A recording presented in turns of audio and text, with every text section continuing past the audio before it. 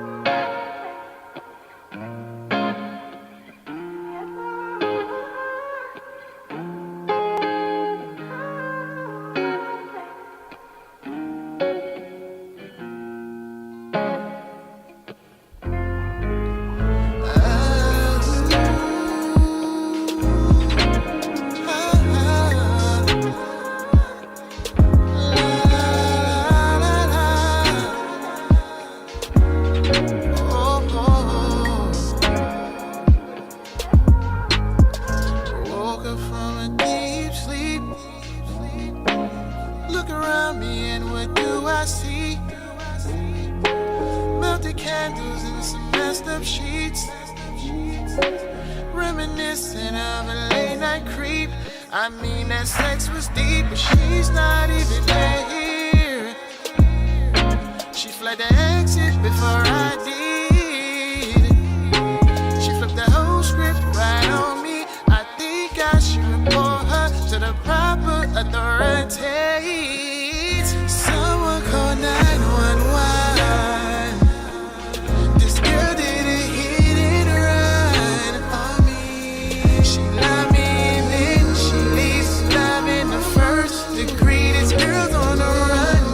Well, good morning, CLE'PH. How are you?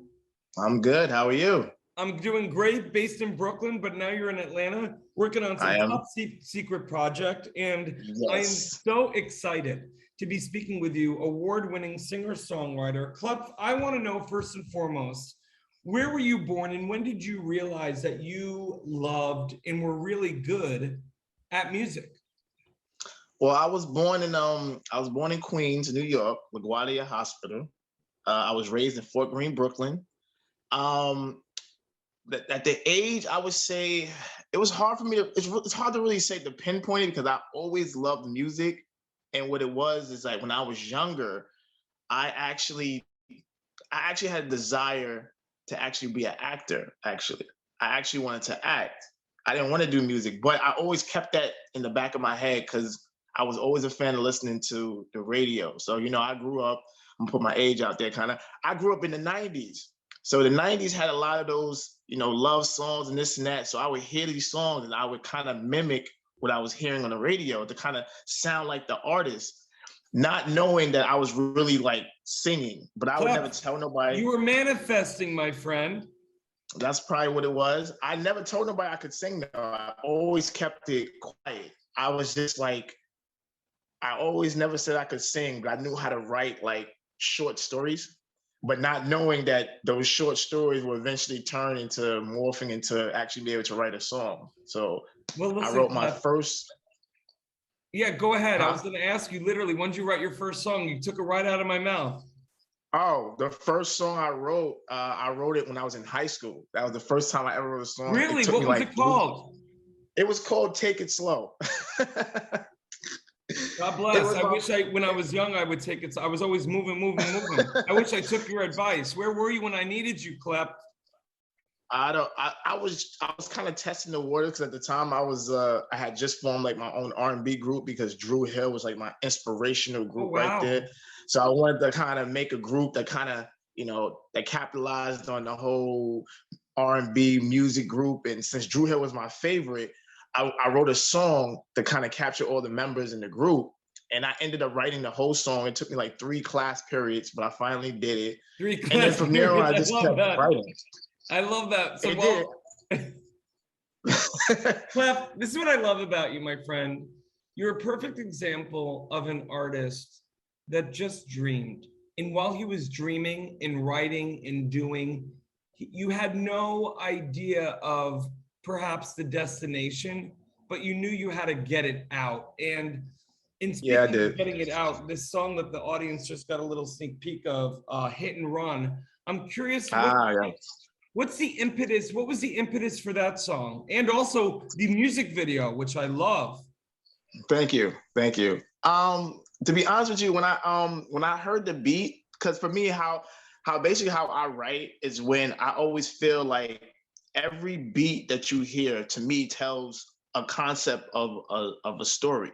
Certain beats don't go with certain concepts. So when I heard the beat for Hit and Run, I picture like some old school like a vibe to it where, one of those old R&B type of heartbreak songs where the guy is singing and the girl doing something wrong to him and he's expressing it. So I kind of flipped it in the sense of tell a story that normally is happening that a lot of guys really don't want to talk about. Like, for once, we always talk about how us men always get over on women with the one night stands. But in reality, since it is 2021, the women kind of flipped the role a little bit where they're now more savage like than us. and we're the ones now stuck in our feelings when we try to act like, oh nah, I'm good. Yeah, we're tough, right? We the ones that hurt. But CLE'PH, this is what I effing love about you. Sorry to interrupt, but I'm getting Loud Brooklyn now. I love the fact as a storyteller, and I'm a director, so I love POV, right? I love that you're flipping the lens, and on top of that, you're talking and writing about things that are vulnerable. But I think that's what makes you relatable, because I can't wait for the dudes, and I'm sure you've already been told this by guys being like, oh my God, I don't want to ever mention it or admit it, but that's how I feel. It's a lot of stories like that. And, even when you like look things up and do research, it's tons of story of how the women basically will be the aggressive in a situation where it's like the men, we think we're getting over on them, but really, it's the other way around. We're the ones that they're taking advantage of, and we're the ones stuck in our feelings. So when I wrote the song Hit and Run, I knew I wanted to do a video for it, because that's how I also write. If I'm writing something, I visualize it in my head. I literally was about to ask you, you seem like a cinematic storyteller. Like when you're writing, just based on the video, I could literally, again, with my director hat literally on and figuratively, I could feel like, oh, this is a guy that's a visual guy. When I wrote this song, I already visualized it in my head on exactly how I wanted the visual to look, because kind of like the song kind of tells the story. So I know people would like the song, but when you see it, it's even better. So when we did the video, shout out to Kanisha Green, who was the leading lady in the video. Shout out to Gil Rios, who directed it. That's my go-to director at times. And he done tons of videos for me. He saw the vision just off of hearing the song. And we added those layers of meeting the girl and, us having that one night stand. And then I wake up, she's gone and she took stuff from me. And normally in the video, it's kind of like materialistic, but in reality, it could be materialistic and sometimes emotional, because you're like, wow, because I'm pretty sure guys would feel a way if they woke up and the girl is gone. So it's kind of flip the role a little bit, like, wow, okay, she got me on that one. That's cool. It happens. CLE'PH, I love it. I love the POV change. And also, CLE'PH, what I want to also know before I let you go, I want to first let our audience know, for more on the incredible CLE'PH, you can read more about him right below this video. CLE'PH, You know, in these hard times we've all been through as artists, especially, I'm curious what you're most optimistic about as the world slowly but surely starts to open up. I mean, to be honest with you, personally, I kind of, everything is slowly opening up. So I kind of feel like now's kind of a good time to kind of see what exactly you can bring to the table as far as being creative. Because believe it or not, and the pandemic, which we're kind of still in the heart of the pandemic when it first started, terrible. A lot of people lost their lives, and it was really unfortunate. However, creatively, it actually kind of helped because everything was slowed down. So I kind of felt like it kind of helped me creatively to come up with so many different content that I didn't have.